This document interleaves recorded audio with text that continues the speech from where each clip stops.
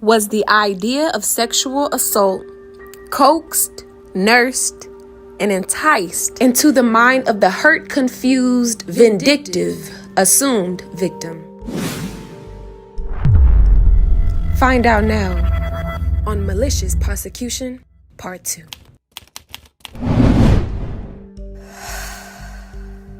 In Eligio Bishop's quest into going more deeper into spirituality, not only did he open up and share his life publicly, but also privately. He never asked anyone to enter his personal and private life. Simply, he put his beliefs and his thoughts on social media, and some who agreed with his views actually asked to join him on his journey to live a more holistic life in tune with the earth.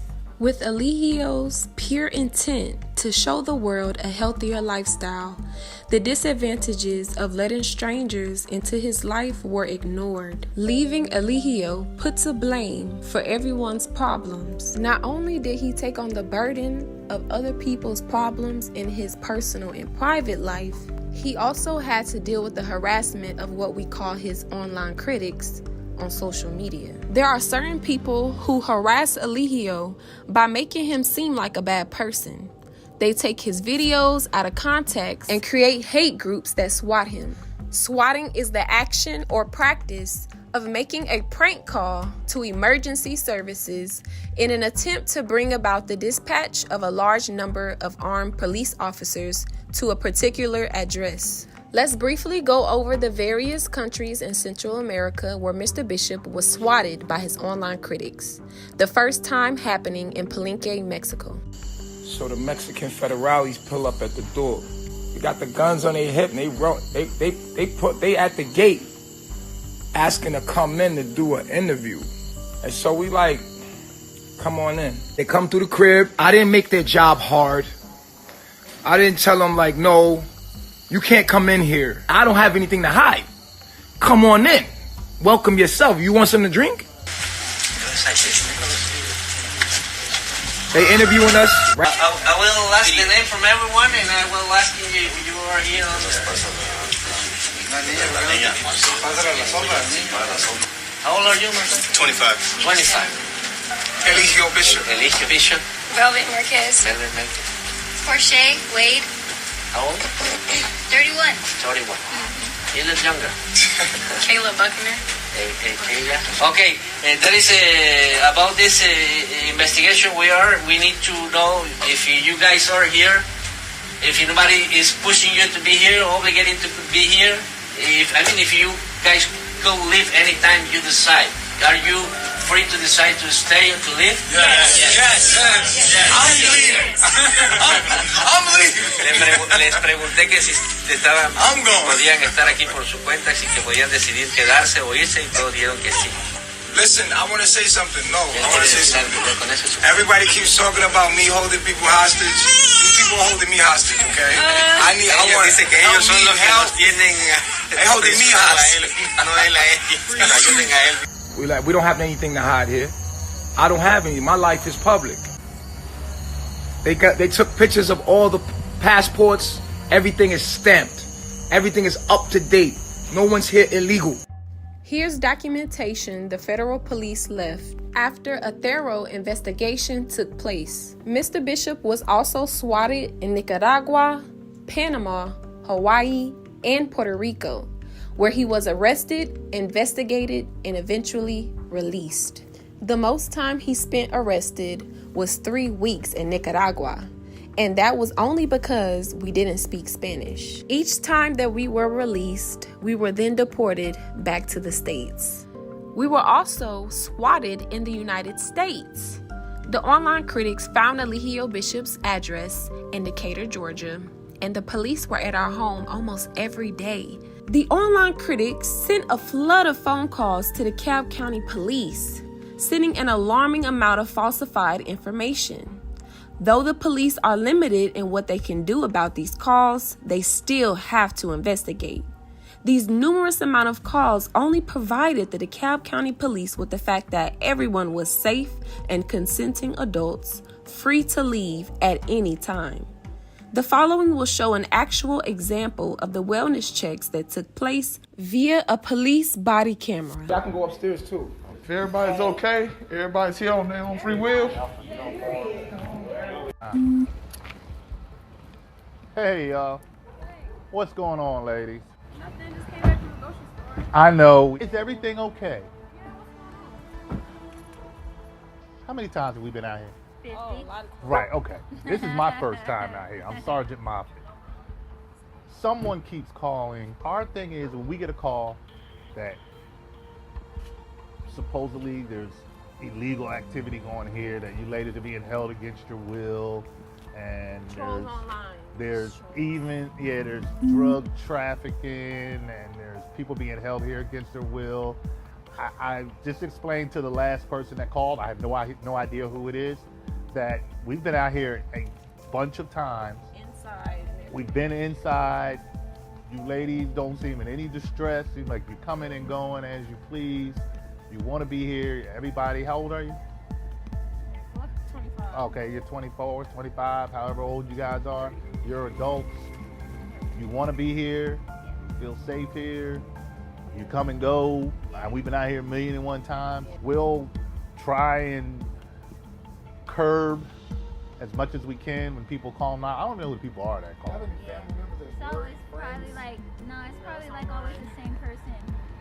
And I didn't know because I had never been here before. But then when I started listening on his phone conversation, I was like, we've been out here on day watch during the daytime. And I usually work that shift. So that's how I was like, is this Nature Boy's house? Yes. And they were like, the lady was like, yeah. And I was like, we've been out here. At least y'all know and are informed. Yes. He had a post there saying that those were his prostitutes and he was their pimp. What's this guy name? Huh? What's this guy name? Eligio Bishop. Okay. All right, because now that I'm looking at the house, I've been here before. Okay. And you're not the first person I called, so they said they was fine in this house. All the girls, everybody said they was fine and they wasn't being held to their will. Actually, when I came last time, they had a car and they was driving by themselves. It wasn't like he was in the car and anything. Kind of am trying to see if they can leave the house or the human trafficking will dispatch, because it is happening in the house. Okay, have you talked to, I know I've done a report at this location in reference to what you called and that. Have you talked to the detectives in the Special Victims Unit? I have reported it, but yes, I probably should. You said detectives of the Special Victims. Special Victims would, as uniform officers, we can just come up and we can do reports. The goal for the online critics was to get Mr. Bishop in some sort of trouble with the police. In contrast to Central America, in the United States, a serious charge must take place for them to SWAT and detain anyone. Once they found out that their calls weren't going as planned, notice that the officers referred the critics to the Special Victims Detectives Unit, who were also a part of the online critics crime. They used the opportunity of the alleged victim's departure as a means to officially detain Eligio Bishop. These are the charges they used to have him swatted, arrested, and investigated. They needed a charge, which is why Gregory Moore stated, I think we got a pretty good case here. I mean, really, I do. But it all, for now, comes down to you. Because if you saddle and prosecute, I mean, we've got enough. they needed the alleged victim to prosecute on some kind of charge so they could come in and swat Mr. Bishop and investigate to find something to put on him. There was never a rape charge. However, they needed this to pursue with the swatting and investigation. So how did this all start?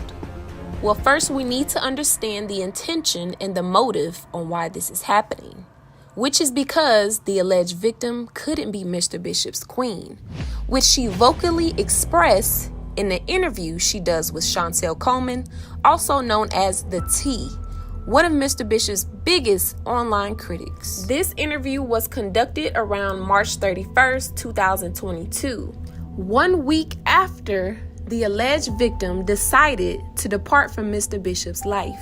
As the interview is playing, there will be pauses for commentary to highlight key statements in this interview. Listen closely while the alleged victim tells you exactly what happened that night and why she left. What happened that prompted you leaving Carbonation? I'll tell you exactly what happened when I left Carbonation. Notice here, she's not saying why she left. She's explaining the events leading up to her leaving. Basically, he didn't hit me. Right here, the alleged victim says that Mr. Bishop did not put his hands on her. She was simply having an altercation with the woman. But I was hit by Zoka, Ephru, and Shiva did push me and nudge me and was getting up in my face as well. If she was assaulted by the woman, why didn't she file a report on them? Let's continue. The reason why this happened is because they feel as if I was being disrespectful to him by giving him a face. After she explains the sequence of events leading up to her leaving, she now explains why she left. Listen closely. And one of the reasons why I left is because... Also notice, she's explaining why she left. I've never heard of someone who's been falsely imprisoned explaining why they left. That statement alone shows that there was a choice. Let's see why she left. Y'all don't know. When he was trying to do the queen thing, there wasn't going to be a new queen. It was all an act. Notice she says that it was all an act. This shows that everything that we were doing online at that time was scripted. Let's continue. At first it wasn't. I'm thinking that I actually have a chance to like prove that, okay, well I can definitely, take the queen thing and really do something positive with the cult. But nah, he was like, it was never going to be that way. He said that it's going to be queenly, a queen. She's going to remain the queen after the court thing. And I'm going to be her servant, meaning I'm going to be her caddy. I do everything for her. And for a day or two, I was her servant. And I'm going to be her servant. And I'm going to kiss her feet in front of the whole world. And then I'm going to claim the name Sophia, because people was calling me again and forgot that I was renamed Sophia. So that was the plan. And I wasn't really always okay with it, but I tried to be okay with it because I tried to think of the bigger picture about how he's saying he's about to adorn Malia and make her the queen and show how a black woman should be treated and make her the face of Carbonation. And I'm just like, all right, well, I can sacrifice, me really feeling like I could do it for her to take the shine. But in my heart, I didn't really feel like that's what I wanted to do, because he said, and you're going to be in the background. And when he said that, it triggered me, because I'm like, I'm not made to be in the background, yo. I know that about myself. I'm not made to be behind nobody. That and I shine really bright. He wanted me to dress her up every day, with the fashion that I got, all the clothes that I brought. He wanted me to do everything for her. Anything that she wanted, I was supposed to do for her. And when I really thought about it, after seeing that they didn't really respect me or cared for me at all, they just said, oh, you just bought the fashion, without even recognizing that that's not all I did. You know what I'm saying? I realized that they don't love me like I really love them, and I want to go. And so after some time of just sitting there, and everybody got up and left, and they told me just to sit there, I felt really excluded at that point. Like they didn't forgive me for anything I did. Notice she's asking for forgiveness. Forgiveness for what? For leaving Mr. Bishop's life and defaming his character, and then eventually apologizing and coming back. I can't help what I feel. I can't help that I'm constantly thinking about going back. now that you see how Baba G is as an individual, because he really is a sweet man. He cares about you women a lot. He is a cool dude. Was the lie worth it? Or do you really regret lying on him like that? I always knew he was a cool dude. Like, that was always in my heart. Like, I knew people seen him as a different way online, but I'm just trying to right my wrongs, you know what I'm saying, and be here for the cause. And I'm not a victim. I know I did it to myself, so I can't even point and blame nobody. Let's continue. So at this point, I'm more hurt than angry. Notice that she's using words like I was triggered and I was hurt. She's completely being vulnerable and open to one of Mr. Bishop's biggest online critics. Chantel Coleman is going to use her weakness to coax her into pressing false charges on Mr. Bishop. Because I ain't had time for it. So I pack up my stuff and I'm looking for an Uber at this point. And I'm sad at this point. I'm real sad because I really thought they liked me and they didn't. They was just faking the whole time. I'm like, nah, I want to leave now. And he's like, okay, well, you know, are you calling your Uber or whatever? I'm doing that right. I told them I'm doing that right now. And even Aya said, oh, stop being self-pity and just do the work. I'm like, nah, I don't want to be here no more. Like that shit is dead. It's done. I don't want to be here no more. Even though I truly, in my heart, I wanted to stay with the group and the family. Let's be clear that she didn't want to leave. She's telling everyone in the house that she wants to go when she's calling the Uber. But truly, in her heart, she wanted to stay with the family. I call my Uber. I call up a friend. Actually, I text a friend. And she said that I can stay at her place or whatever, a art studio for the night. So I got the Uber and I started to make my exit. Okay, so at this point, she got her Uber. She's about to walk out of the door. What happens next? And the girls are snatching a charger, my nigga. A charger out of my hand saying, oh, is that your charger? Did you came with this charger? I said, no, I didn't come with this one, but I came with a charger and I can't find it because people have been using it. I don't know where it is at. So they snatched the charger out my hand. I'm like, did Baba G tell you to do this? So I was going to go upstairs to go to Baba G. Queen Malia comes out and tells me to go back downstairs. And I'm just like, Baba G would have never treated me like this. Wait. Pause. So she's about to walk out the door. The women snatch a charger out of her hand. Instead of walking out that door to her Uber, she goes upstairs to Baba G because what?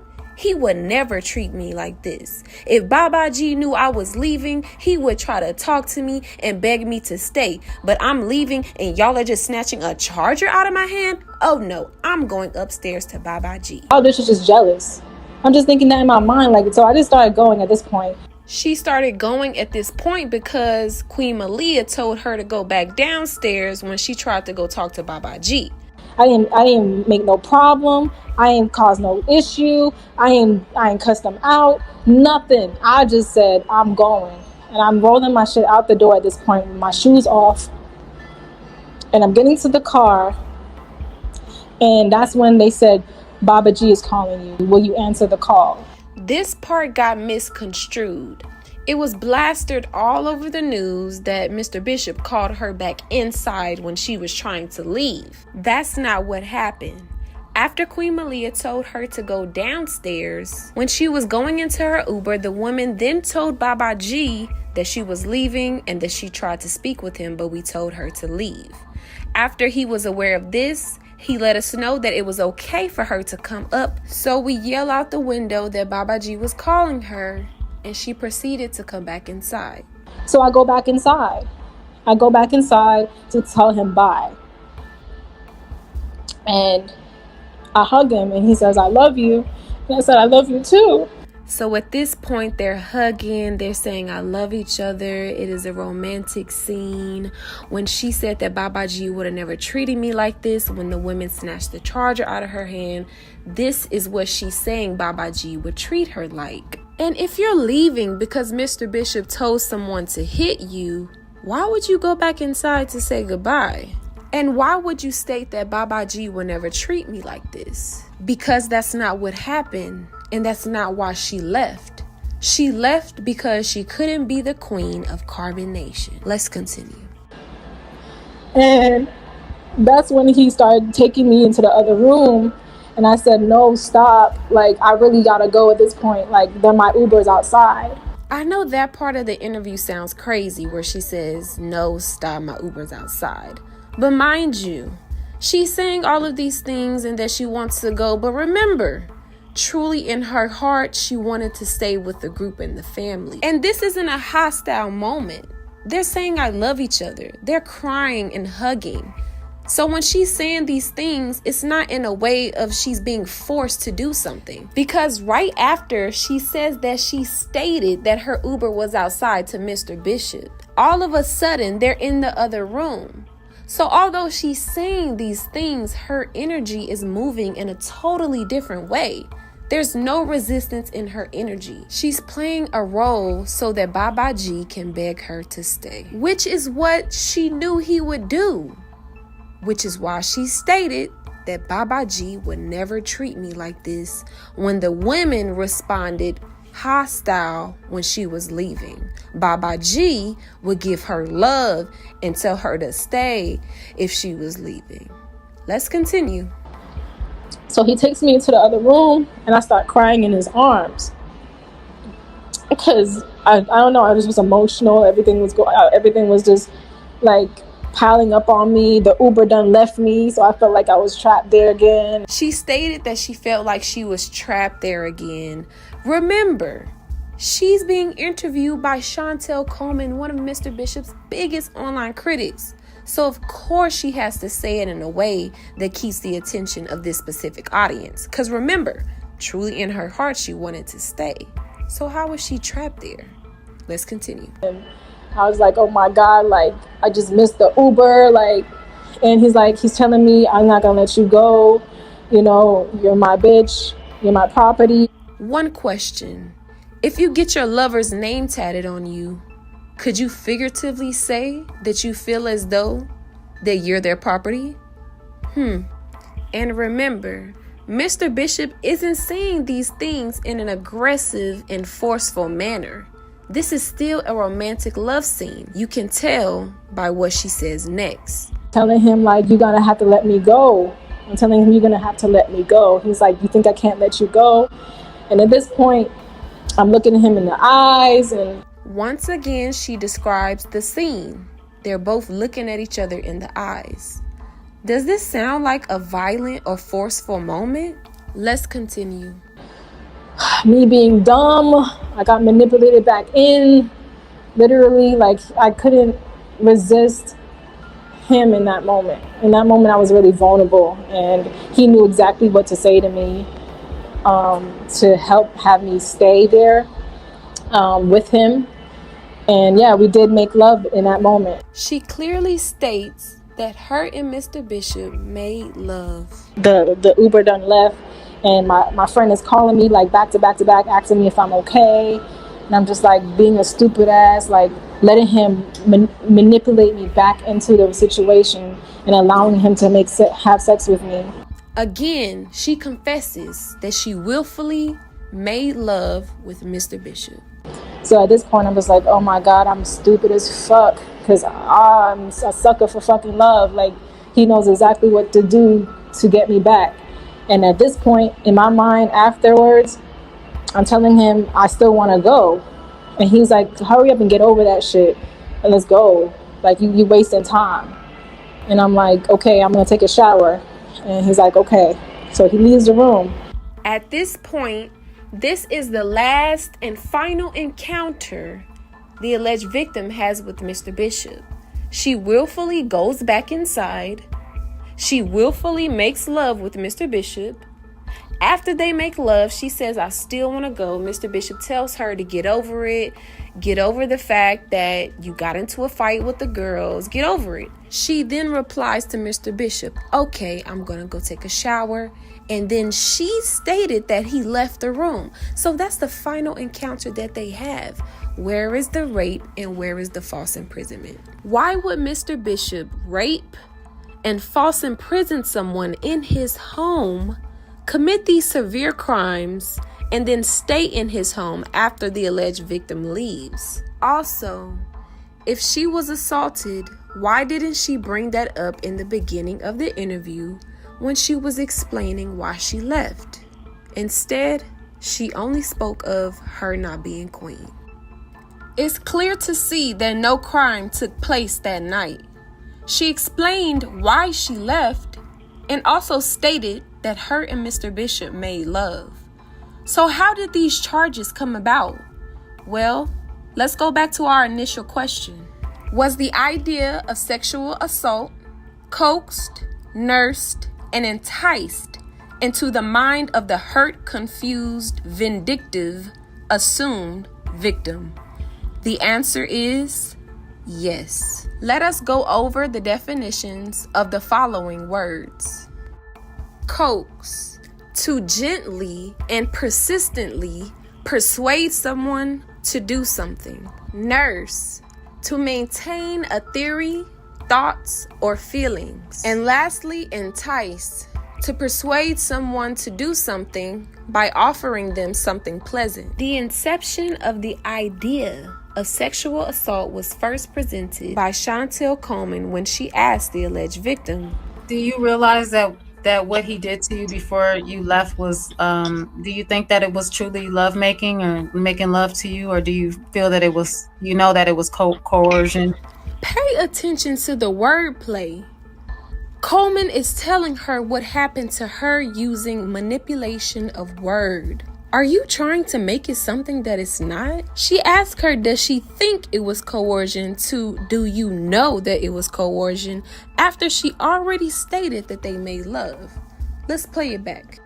Do you realize that what he did to you before you left was, do you think that it was truly love making or making love to you? Or do you feel that it was, that it was coercion? An idea is subtly being planted in her mind, which is pretty much one step down from, sexual abuse.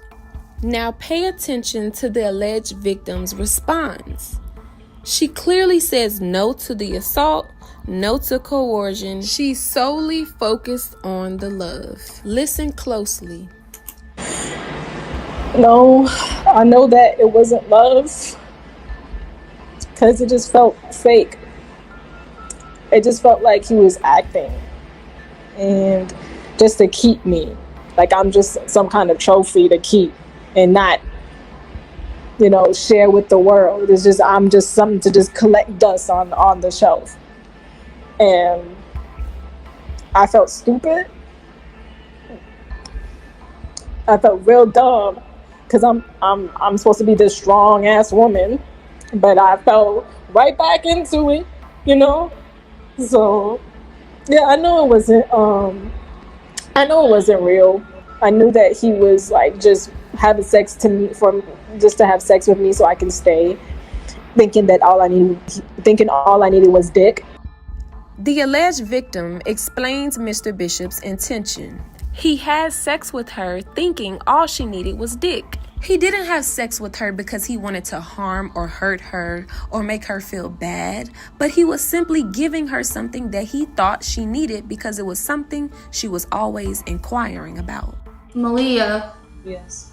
Why did he pick her over you? Because of the sex.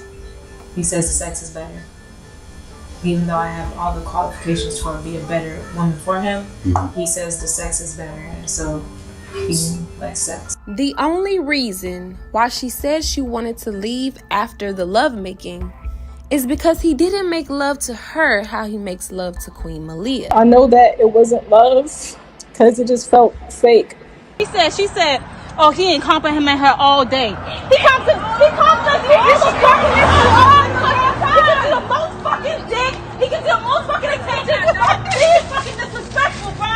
You get all the fucking attention, bro. All the fucking love. All of it. Out of all of us. What I wanted was love, real genuine, true love for him and the family forgiveness, and I didn't even get that.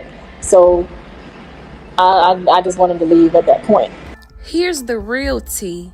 Queen Malia does get all the dick. The other women hardly have sex with Mr. Bishop. It's a privilege. She was upset because it felt fake, and after they made love, Mr. Bishop took a shower and went to sleep with Queen Malia in the other room. After the alleged victim already explained that they made love, Chantel Coleman proceeds to manipulate her with wordplay and coax her into believing that she was assaulted. Pay attention. I just wanted to go. Completely understandable. I just want to let the audience know that, guys, I did ask her earlier on in the interview if she was going to go to the authorities and file charges for the assault, that the multiple assaults that have happened to her before she left. And she did say that she was addressing this on her own, and so we have to leave it in her hands and see what happens from there. But she was asked that question already. So guys, please stop saying that she should press charges. We have absolutely let her know that that's what she should do, and I absolutely support you 100% because you were assaulted. I fully support you in that. If that's the route you decide to take, I feel that you should take that route. So please don't feel ashamed to take that route. You have a ton of people out here that will support you if you did decide to do that. You have every right to do that. You have suffered a lot of abuse. Notice the difference between what the alleged victim says and what Chantel Coleman says. The alleged victim uses words like, "We made love, he didn't hit me, and I allowed him." While Chantel Coleman says, "You were coerced, sexually assaulted, and abused." This idea of sexual coercion was given to the detectives by Chantel Coleman. On Chantel Coleman's YouTube page, you will see a lot of hate and negativity toward Mr. Bishop. But one day she posted a video of the detectives of the Special Victims Unit sending her an email inquiring about her clipped up videos of Mr. Bishop. It reads, "I am Detective Blank with the DeKalb County Police Department. I am reaching out to you and inquiring of your videos you have of Nature Boy. I am aware you have been following this group Carbonation for some time and have interviewed multiple followers who have left the group. I was hoping you would be able to help. I would like to get in contact with those who have left, and if you have any contact with any currently in the home, as well as collect any videos you may have that show abuse, specifically physical abuse. The videos I have seen have not shown specific physical abuse. If you could share any information you have or videos of abuse you have, I would greatly appreciate it. I will need some information from you as well. I would appreciate it if at this time you will leave our conversation private so that we can continue to collect information before Nature Boy becomes aware." DeKalb County Police Department. 7 days later, after the alleged victim does the interview with the T, she then calls Detective Gregory Moore and Monica Panosian to press false charges on Mr. Bishop. But Chantel Coleman and the detectives have been talking for a long time now. These aren't just regular detectives coming to do an investigation. No, these two criminals have a malicious intent towards Mr. Bishop. At this part of the interview, you will see that this was some sort of setup or arrangement, because without the alleged victim even saying Mr. Bishop's name, the detectives knew exactly why they were there. The Uber's outside, and I try to go upstairs to say bye to the king, and I'm just going to call him the king because that's the subject to Nature Boy. Nature Boy. Yeah, Nature Boy. I've seen several videos. Oh my God. Thank God someone knows what I'm talking about. We're a little familiar. God. Yeah. Oh, thank God. All right, so I can just talk normal now. Okay. Then the alleged victim proceeds to explain that night with Mr. Bishop as lovemaking. The first time that the alleged victim stated that her and Mr. Bishop made love was at 3 minutes and 58 seconds into the interview. Let's listen. And that's when then he made love to me. The next time the alleged victim explains that her and Mr. Bishop make love is 14 minutes and 2 seconds into the interview. He's looking me in my eyes and telling me this and that and third. We make love. Once the alleged victim confessed that her and Mr. Bishop made love, the coaxing, nursing, and enticing begins with the detectives.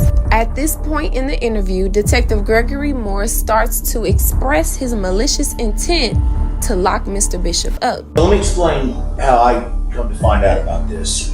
This is probably 2 months ago, maybe 6, 7 weeks ago. I get a phone call from this Hispanic lady, and she's very hard to understand, but ended up what happened was she lived in Chicago with her son. Her son caught up with this guy online, got sucked in, but she hadn't been able to get a hold of her son in like a year and a half. And so she was trying to report him missing. She found out through, because I know there's a lot of people that make videos on this guy because they're trying to, you know, out him for being a clown and all this.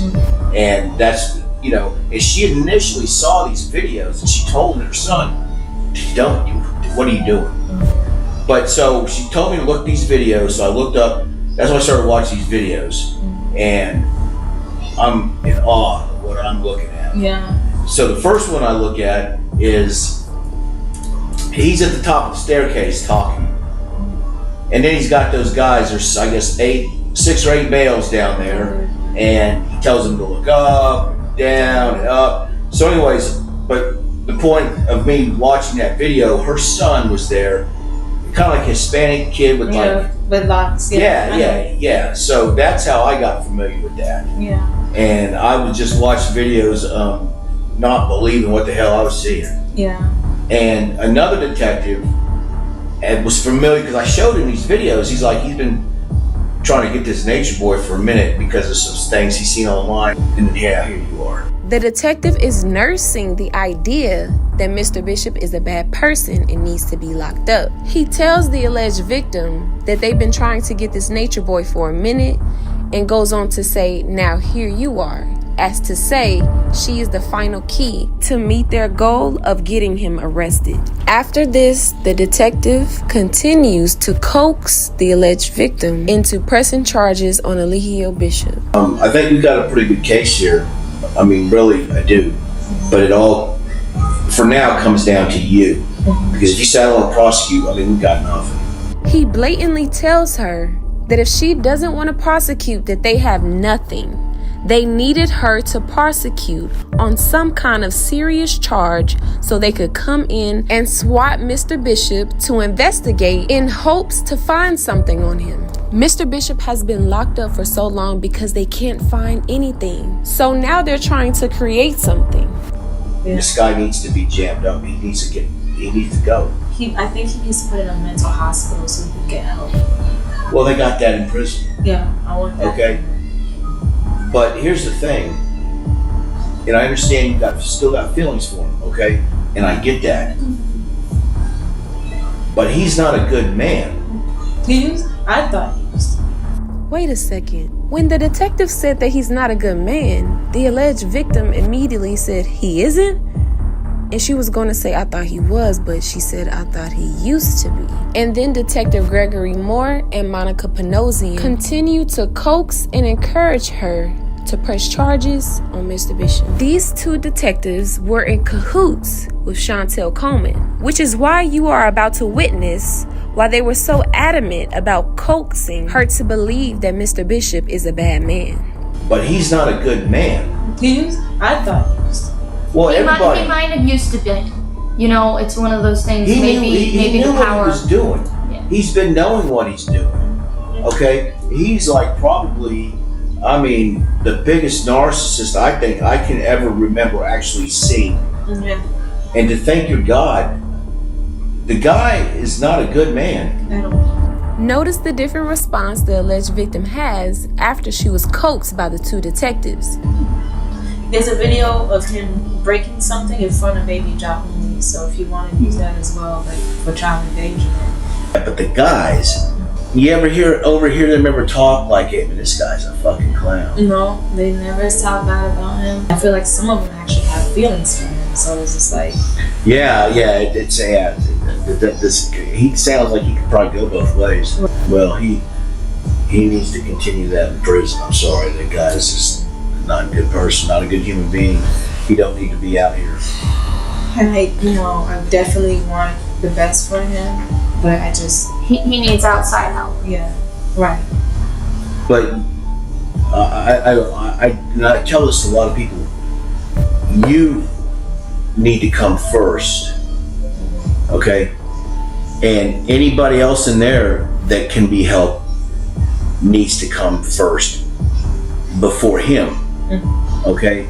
I mean, you're wanting something good for a guy that's been bad. Yeah. Okay? Yeah, you're right. You need to make sure you're good. Yes, absolutely. All right? Notice how the two detectives are telling her what to do, similar to Chantel Coleman. Chantel Coleman planted the idea of sexual assault, and the two detectives nursed the idea. Because after he creates this bad atmosphere, Mr. Bishop, he goes back to ask the alleged victim if everything was consensual that night, when she already stated twice that they made love. Detective Gregory Moore asked the alleged victim a total of 6 times if it was consensual. All times will be played. The first time. So let me real quick go back. When you went back up to say goodbye, he pulled you into another room and he had sex. Was that consensual? Why would he ask if it was consensual when she already stated twice that they made love? Let's continue. I don't know how to explain if it was consensual. The second time. Is it something you wanted? I just let it happen, if that makes sense. The third time. Did you tell him no at any point? Yeah. I told him no, I want to go, but he was just like, do you really want to go? And I start crying. So I don't really know how to explain that. The fourth time. Based on what you were telling me, it was something that you weren't wanting, correct? Yeah, at the time, because I really wanted to go, and a part of me just gave it to him because I did, still care for him. The fifth time. Did you ever tell him at some point no? Yeah, I'm like, no, and he's like, do you really want to go? And I looked him in his eyes. And I understand. Notice that when the alleged victim was about to get into the intimate moment she had with Mr. Bishop, Detective Gregory Moore cut her off. I understand what you're saying. Is at some point you just relented and it happened. The sixth time. Yeah. But did you acknowledge the fact that you didn't want to be there, you didn't want this? Yes, I did. He asked her if she acknowledged that she didn't want to be there. She says yes, but remember she said that truly in her heart she wanted to stay. And so that's what happened, and I just calculated how to move forward in the rising, getting out, sneaking out. Notice the alleged victim states she calculated in the rising, getting out, and then quickly changed getting out to sneaking out. So that's what happened, and I just calculated how to move forward in the rising, getting out, sneaking out. Again, notice what the alleged victim says and what the detectives made it out to be. The alleged victim uses words like, we make love, he made love to me, I gave it to him. Whereas the detectives say, he's not a good man, he should continue in prison, without you, we have nothing.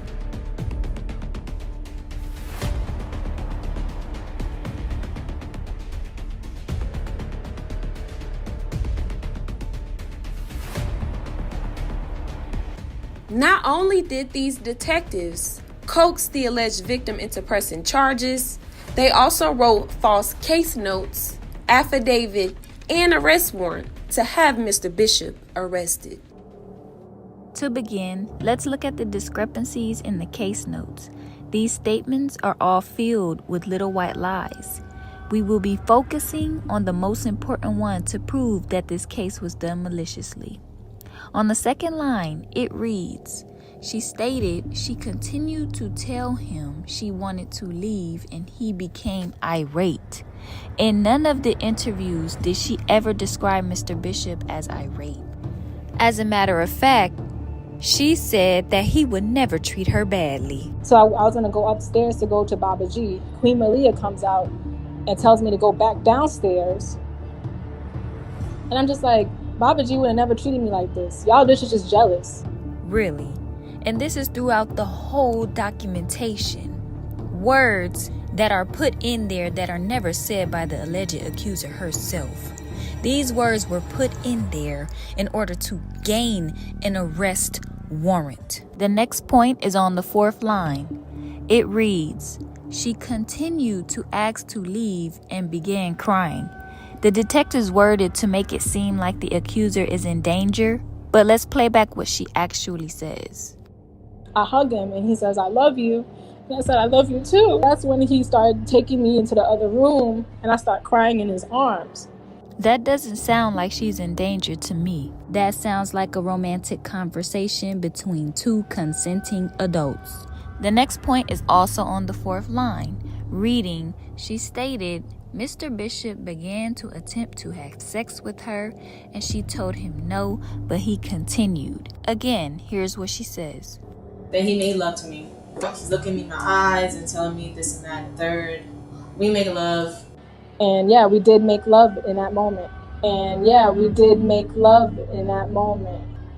Why wasn't a proper and thorough investigation initiated at that moment? It seemed as though the detectives wanted to incarcerate Mr. Bishop so badly that they began to make up their own arrest warrant.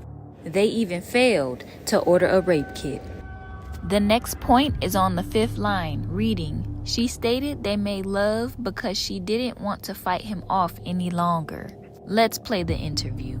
A part of me just gave it to him because I did, still care for him.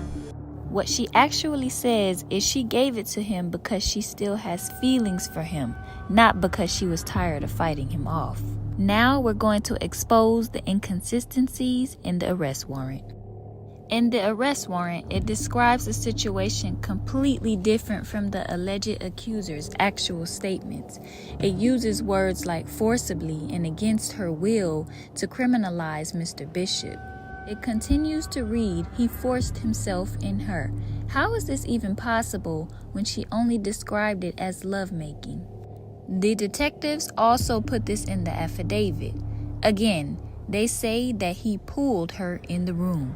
He pushed me, he let me into the other room, led me into the other room. The detectives wrote that she told him no multiple times, but he kept pursuing. The lies continue.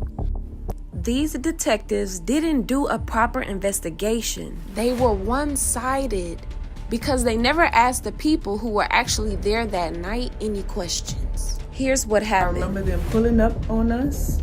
They detain all of the women. They leave all of the women inside. They take our chief and the guys and they have them outside, sitting on the ground, handcuffed. All I remember is they detained us. We went down to the police station. They questioned me and they questioned Zoka. They asked me, did he do anything to you? And I told him, I'm not talking to you. Y'all the ops. And then they goes to say, they asked me, what would you do without him? And I said, I would do the same thing I'm doing right now. They walked me down the hall, and then the sister's boyfriend was waiting at the end of the hall in this other room. And Detective Moore and Detective Panosium asked me, we have someone you want to talk to. Do you want to talk to him? And I said, I don't know this person from a can of paint. No, I don't want to talk to this person. So I goes outside and he follows me outside. And I said, sir, I don't want to talk to you. First of all, why do y'all have us down at the police station? And why did y'all detain us? Y'all didn't ask us anything about the supposedly incident that happened that night, which nothing happened. We get back to the house. They have the arrest warrant on the table waiting for us. And we like, what's going on? Where's Chief? Like, where's our king? Where's Poppy? Why they have him still there? And why did they bring us back? So come to find out, lied on our king saying he raped her. And she told the police this. And so the police never questioned us, never asked us anything about that night. The day I remember is I told her to go back downstairs. None of that happened, because if it would have happened, I would have told y'all ain't nothing that happened. At the beginning, when the police come to the door and we're like, what's going on? They separated us, put the men outside. We're surrounded by officers. I said to the officers, we want to go outside with our family. We don't know what's going on. We want to go out with our family. They said, no, you can't. I said, what? We want to go outside. They said, no. I said, well, what will happen if we go outside? They said, you're going to be arrested. I said, arrested for what? Obstruction of justice. So I said, okay, I left it alone. So Detective Gregory Moore walked over to us and Queen Malia and starts asking her, what's your name? And start asking her questions. I said, no, hold on. First of all, what is going on here? And why are you coming in here asking who people are? So he steps back, he looks at me, he goes, with a very, very loud and mean voice, he says, her, right there. He points at me. I said, what was that? And he walks out the door. They come back in the house. They say, okay, here's what's gonna happen. You guys are going down to the station and we're going to be asking you guys some questions. So everybody get your stuff and let's go. So we all gathered our things and we went down. Each of us rode in a separate police car. And we're asking, where's Chief? Where is he? He's already at the police station. So when I get there, they put me in a room. It was the last door to the right, the last door at the hallway. They stuck me in this room. So I'm standing there for a long time. I'm like, what is going on? Detective Gregory Moore walks in. He says, you Portia Wade? I said, yes. He said, do you want some water and something to eat? I said, no, I want to know why we in here. So then he says, we're going to tell you right now. And he walks out. 15 minutes pass, 30 minutes pass. I'm still waiting. Nobody's coming in. Nobody's answering. I'm asking people constantly, what are we doing here? Are we going to be asked questions? They keep saying no. Why you guys never asked us anything? We were there. My name is in the interview. Y'all never asked me nothing. So I thought it was kind of weird. And now 2 years gone past, still no evidence. Still holding him behind bars. Still haven't questioned us. 2 years. I remember we were just listening to music, having a good time, and then out of nowhere, boom, boom, boom, boom, boom, banging on the door. And we're like, okay. They broke the door open in the back. So we're like, yo, like, we're good. We don't have any weapons. We're not causing any harm. Everything's okay. So the police, they came in there. They took the men outside. They were all outside arrested, sitting down. We seen them. And they had all the women lined up on the wall in the house. We were all lined up. And we were waiting. Told us to sit down and be quiet. They told us to be quiet and wait. So the police are very immature. While we're waiting, they're banging on the table, doing beats on the table while we're sitting there waiting, talking about soccer games, and it was very unprofessional. And we continue to ask them, well, why are y'all here? You know, y'all came into our home, broke down our door. Y'all told us to sit on the wall quiet while y'all talking about a soccer game. Do you want a Snicker being on our table? We're just very confused. And so after a while, I would say an hour and 30 minutes, a detective comes in the house, like looking around like, oh yeah, we have Eligio's picture sitting on the table. The detective comes in, takes the picture, lays it flat on his face. So his picture is face down. And at that point, we knew that this was something corrupt going on. Because first of all, they didn't tell us why they were here.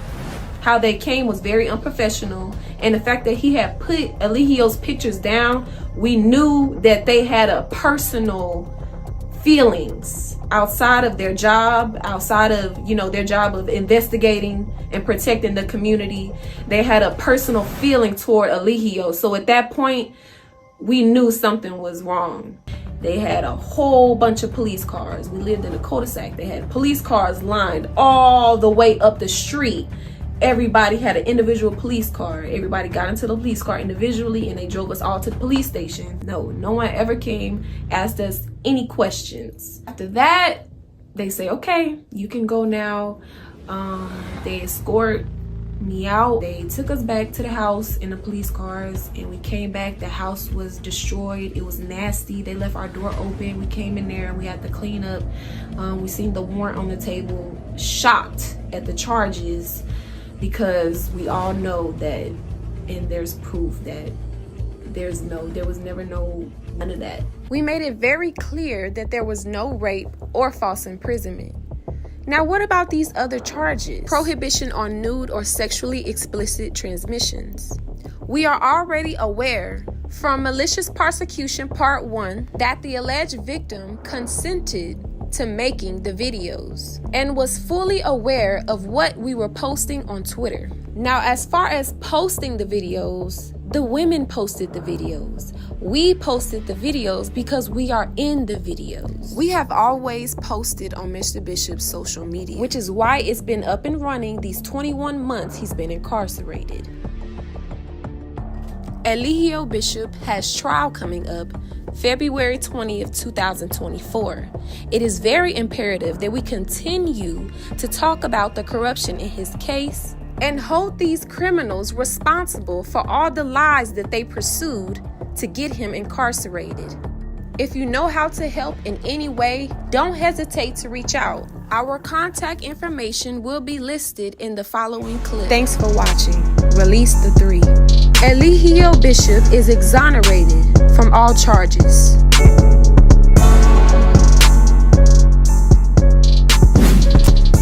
The criminals responsible for this malicious prosecution. Don't let these people get away with their crimes. First, we have Gregory Moore, Detective of DeKalb County Police Department. Monica Panosian, Detective of DeKalb County Police Department. Tabitha Pazmino, Head Prosecutor who relies on online critics for information. And last but not least, Chantel Coleman, aka The T, sends false information to the DA and harasses Mr. Bishop constantly. These people need to be investigated, talked about, and brought forward for justice. Please report these people of their crimes and help us spread awareness to this situation to free Eligio Bishop, an innocent man. Thankful.